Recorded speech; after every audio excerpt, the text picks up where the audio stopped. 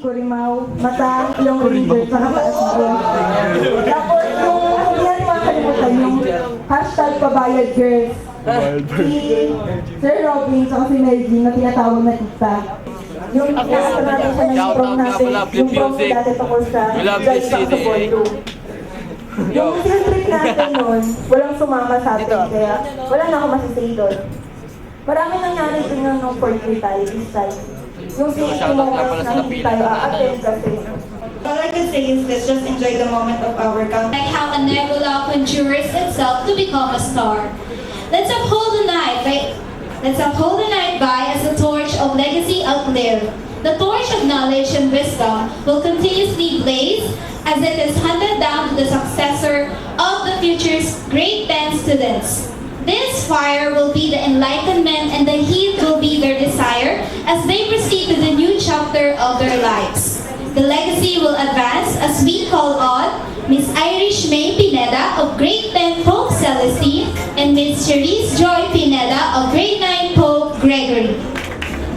I believe in the quote, "Education is the most powerful weapon which you can use to change the world," by Nelson Mandela. Which is why I can proudly say that this torch, which was handed down to me, not to me, but from the generations before, that it symbolizes both knowledge and wisdom, a new dawn for the new generation. The tradition of the passing of this torch is filled with importance and a whole lot of history. It is the crest of every Josephian that helped shape the school's honor.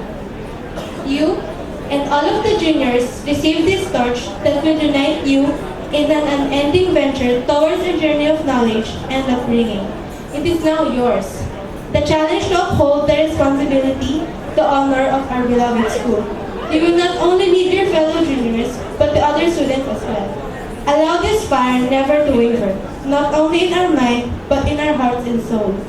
Fellow juniors, it is our time to pass this torch to them. As we take a step forward in life, let us do our best to achieve our dreams. As we now entrust this torch to our juniors, we, as an example, must not forget its importance. Let this guide them to the right path with never-ending glory. We, the grade 9 students of St. Joseph Academy of Valenzuela, proudly accept this torch of knowledge from the grade 10 students. The flaming torch symbolizes the light of knowledge, which dispels the darkness of ignorance. In getting the knowledge, it is a great privilege. We, the juniors of St. Joseph Academy of Valenzuela, proudly accept this torch of knowledge from the grade 10 students. The flaming torch reflects the light of knowledge, which dispels the darkness of ignorance. Acquiring knowledge is one of the essential joys of learning. It is a lifetime adventure that deepens and enriches our lives in so many ways. Allow this fire never to stop burning, not only in mind but also in heart, as you now craft your own path that will direct you to the meaningful destiny of life to mark in the books of your own legacy. May this torch continue to guide us and serve us well like it did with the batches before. May it lead and guide the whole Josephian community in the acquisition of knowledge and values for the years to come. Again, we thank you, grade 10 students, and we thank you, grade 10 students, and bid you farewell, good luck, and Godspeed. May your future be as bright as the knowledge that this torch signifies. Thank you.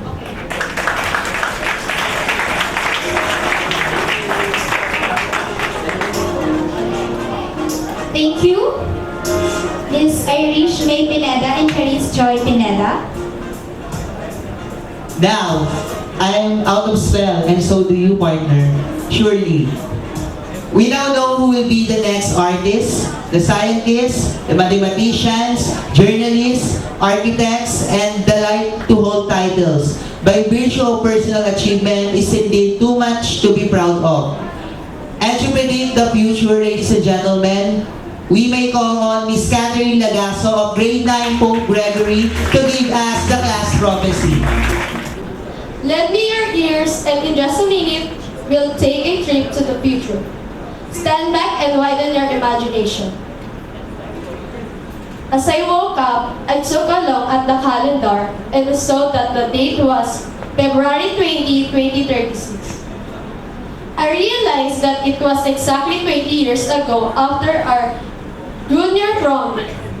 After 20 years, I am now a partner at the international accounting firm, and I traveled to San Francisco for a meeting.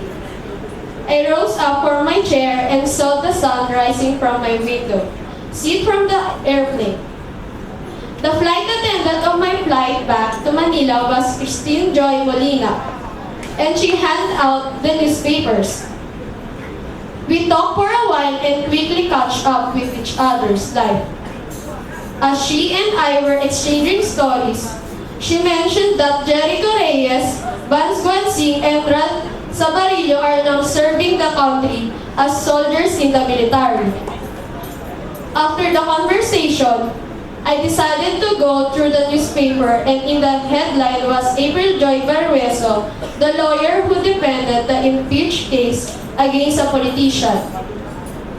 After a while, I flipped through the sports section of the newspaper and saw that Rad Rodriguez will be joining the Smart Gilas team just in time for the championship.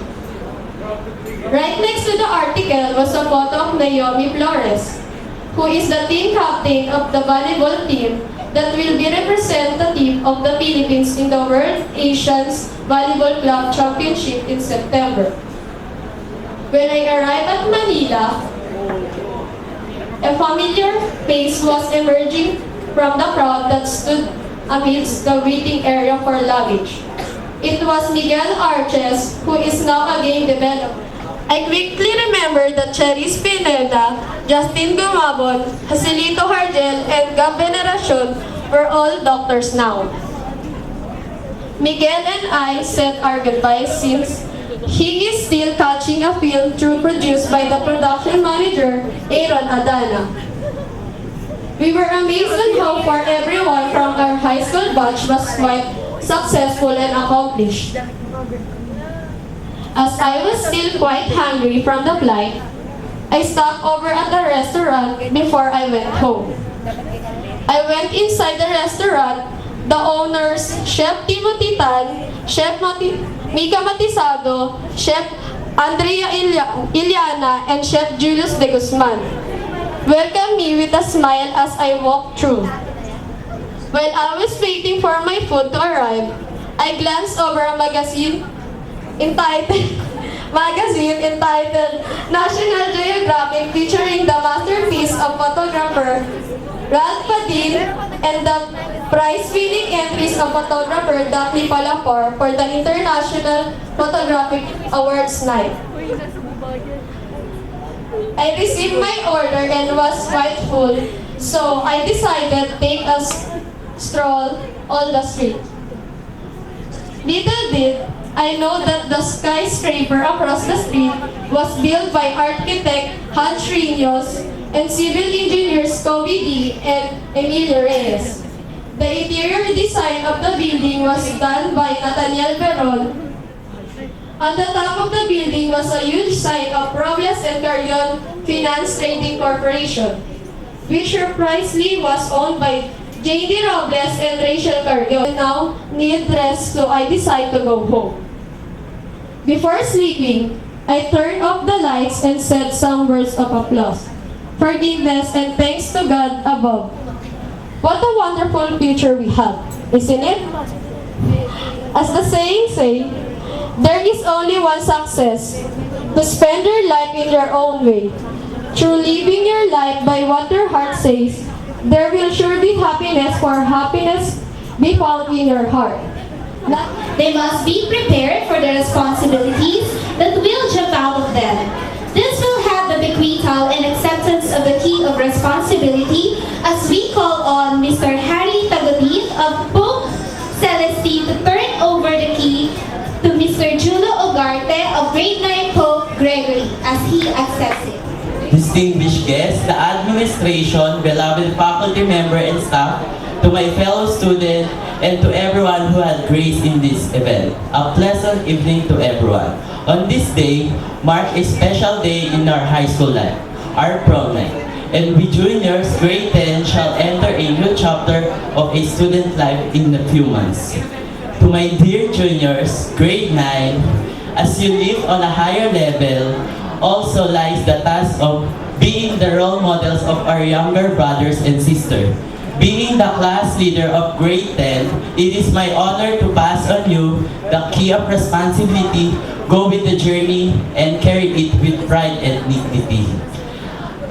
Thank you and God.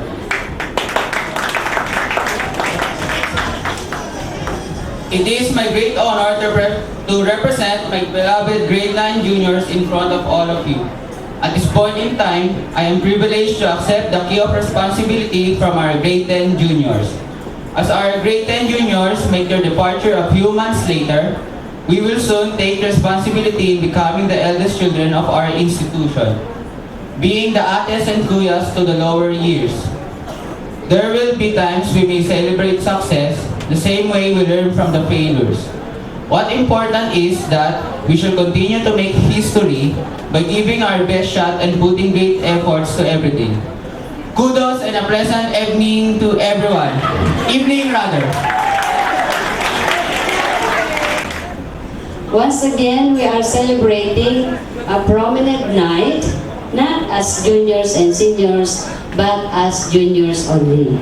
This is because of the K-12, which created the senior high school.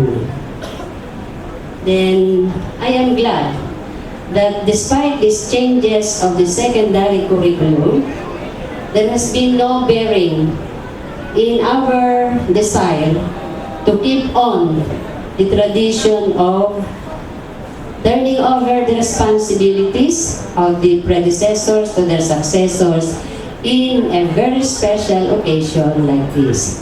Tama, hindi. And you have already witnessed the turning over of responsibilities by, sino ba to? Si Harry and Jolo. Anong nangyari? Naging Bisaya si Jolo? Kinabahan. Bakit uso yung kinabahan? Ako nga rin, kinakabahan na rin eh. Okay? I am aware of the apprehensions of your beloved parents on whether or not they will allow you to join this once in a year special socialization or formal socialization of students in grade 9 and grade 10 and during the previous years for the 3rd year and 4th year. However, the attendance that we have today, which is 99.06%, is a very remarkable indication of the affirmation of your parents, and this really prevailed this evening. Palakpakan natin ang inyong mga magulang.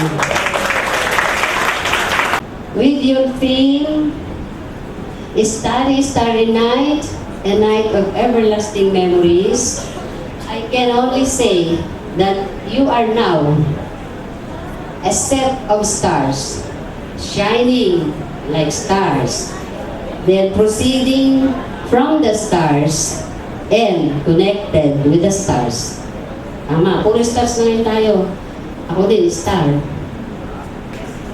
All of these starry descriptions, including your dance encounters mamaya, your sweet conversations, and your laughters, all in one, will surely make your night a night of everlasting memories.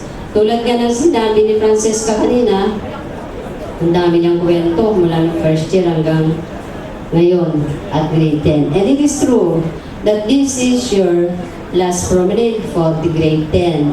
So nalungkot din ako kasi you will be leaving St. Joseph. But if you will enroll in the senior high school at St. Joseph, nandun pa rin kayo at ako. Okay?